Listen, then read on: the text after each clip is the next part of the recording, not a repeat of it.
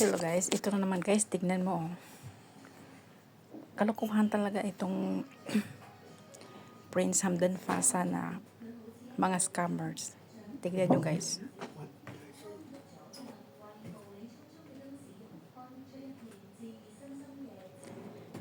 Tignan nyo ha, Pilipino ang may-ari nito. Bakit? Tignan nyo ha. Ayan. Scroll mo yan. Ayan. Bakit Philippine Peso po? Bakit Philippine Peso ang nakalagay dyan? So guys, ingat kayo dahil hindi yan totoo. Magtagalog na ako ngayon para alam nyo na. Okay?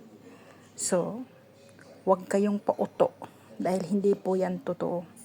Kasi, meron akong kachat noon na USA. Tapos may contact siyang anak daw niya, babae. Ayan, tingnan nyo guys. Kapag i-accept mo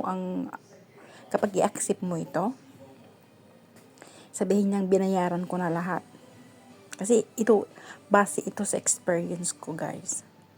Pero hindi ako na biktima nito. Kasi alam ko eh.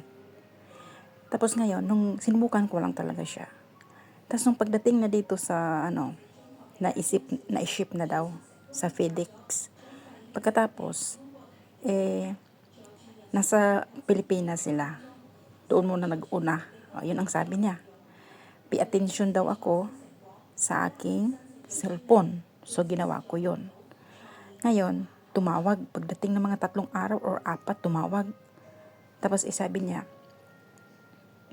niya sa akin, on the way na daw yung package ko sa lugar ko. Sabi ko, sige, antayin ko. Pagkatapos, mga ilang oras, siguro nagpahinga muna siya or ano. Para siguro sa isip niya na maniwala ako. Noong tumawag uli, tumawag siya. Pero alam ko nang ang phone number na ginamit is Filipino number. Nagtaka ako eh. So, contact ito guys. So, tandaan nyo yan. Nandito ako para sa inyo. Wala akong kita dito sa Facebook ko. Dahil lagi nilang nire-restrict ang account ko. At lagi nilang nire-report. Okay lang. Hindi ko kailangan yung pera dito sa Facebook. May trabaho po ako. Ang sa akin lang, makatulong ako sa iba na nangangarap sila na ang akala nila totoo. Pero hindi po, lahat po yan ay fake. Nabiktima ako dahil sinubukan ko talaga, sinugal ko talaga yung pera. Okay? So, balikan natin yung point ko. Ang sabi niya, ma'am, nandito po kami ngayon sa immigration. Hindi po makalabas yung package mo dahil yung parcel mo dahil meron pong laman na pera. Na-hold po ito. Kung kailangan mong magbayad ng 600 yung pera na dito sa bansa ko. Sabi ko, Ginoo ko, mas malaki pa sa isang buwan kong sweldo. Sabi ko, i-return mo yan. Kung saan ang gagaling yan, return to sender. Sabi ko, bakit Pilipino yung phone number ginagamit? O, Pilipino ka ano? Sabi niya, hindi po, kasi doon kami sa Pilipinas nang gagaling, pero English yung message niya. Galing kaming Pilipinas, doon kami kumuha ng ticket. So, bakit niya nagamit yung pagtawag, yung phone number niya dito sa lugar na kinaroroonan ko? O, diba? Ang akala nila kasi lahat tayo ay tanga. Pero inobserbahan ko lahat.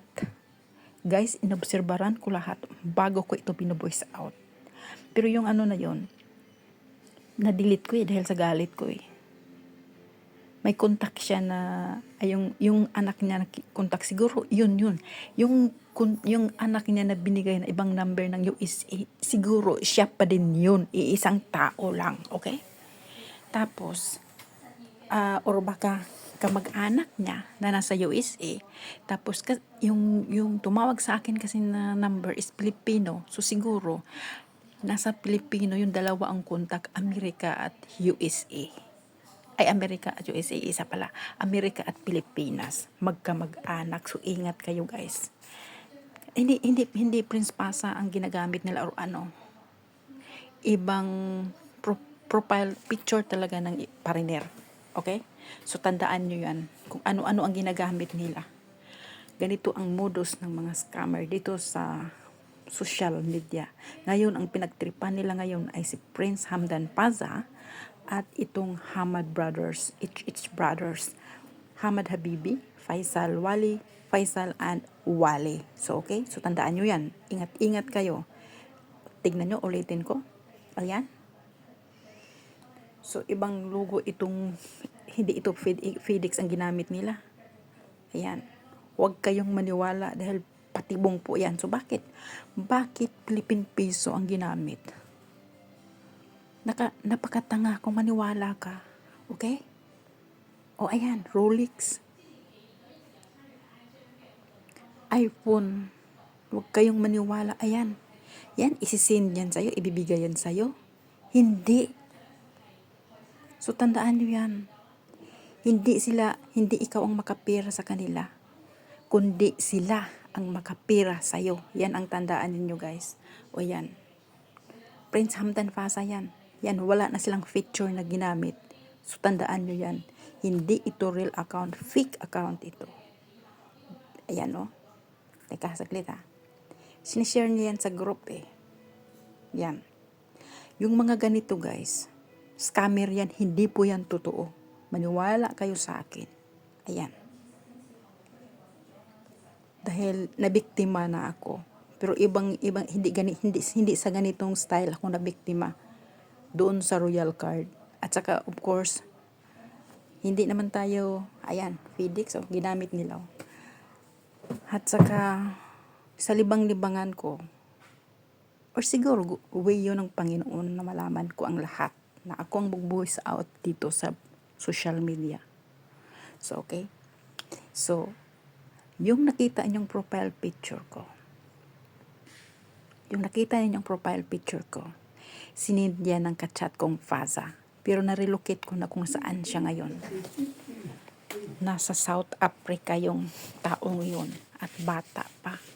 Nakita ko siya doon sa Snapchat na apps. Tapos nag-appear yung pangalan niya kasi kahit hindi po number. Nakita ko yung pangalan niya noon, doong nag-message siya sa akin na nagpabili ng SIM card. I-insert ko yung SIM card ko. Pagkatapos, yun ang ginamit niya sa WhatsApp niya para makipag-chat sa akin para hindi siya ma-detect. Pero nag-close pa rin. Dahil hindi mo ma-blame si WhatsApp. At saka pag inopen ko kasi yung location ko sa cellphone ko. So alam siguro may mga nakasubaybay sa akin, hindi ko lang alam. So na-block pa rin yung account niya. Okay? Kasi maraming siguro hindi ko alam. Basta yun na yun. Tandaan niyo yan. I-view natin yung profile niya. Ayan, view profile. Wala akong alam nito noon. Pero para lang may nag-guide sa akin. Sa totoo lang. Ayan siya ha. Ayan siya. Sa kanya ito galing. Hindi niya direct na pinupost doon sa ano. Nanggagaling ito sa mismong profile niya. Ayan. Mamaya. Tignan nyo mamaya. So, tignan natin yung about niya kung makikita natin. Yung page transparency. So, walang nakikita. Dahil bago lang ito at hindi pa nakaabot ng policy ni Facebook. So, ayan, hindi mo siya nakikita kung sino. Pero bago ito, May 14. Ayan. May 14 ito, ino-open niya. So, okay? So, ingat kayo guys. At ito yung profile ko. Pakita ko sa inyo yung profile ko. Okay? Para malaman yung ako ito. So, ito. Yan ako. Yan. Yung profile na yan, sinin sa akin yan ng kachat ko na Faza. Siguro yung kachat ko umalis na doon. Kasi Nigeria yung ginamit niya eh. Pagkatapos nung nag-message sa akin is plus 2 na South Africa. So, sinubukan para malaman ko ang buong istorya. Okay? So, nagulat na lang ako bakit ganyan, nandyan na yung picture ko na sinin sa kanya na nandyan na nakasabit na dyan. siguro ito ay inside job ng royal family. So, okay? So, hindi ako nagja-judge. Sinasabi ko lang ang experience ko, guys. Okay? So, kung maniwala kayo sa akin, nasa sa inyo. Pero kung hindi, subukan yung makipag-chat. At sa umpisa niyan, magandang mga salita, magandang mga sinasabi. Pag nakapasok na kayo, unti-unti sa kanilang kulungan, doon na mag-umpisa yung pabayarin ka ng royal card. Fake po yan. So, okay, sana yung mga share ko sa inyo dito sa Facebook account ko, malaking tulong sa inyo. Okay? So, I wish all of you will still support on my page because I am here to share the truth, especially these imposters of Prince Hamdan Faza of Dubai. And I have received message from and WhatsApp, and then I searched his profile, the number, because I didn't add in my his ano ba ito? I didn't add his phone number into my contact. Okay, so I asked Google the code number which country belongs. So the Google said the country belongs to Uzbekistan, but he said he cannot speak Uzbekistan because he's there for study. So okay, so thank you.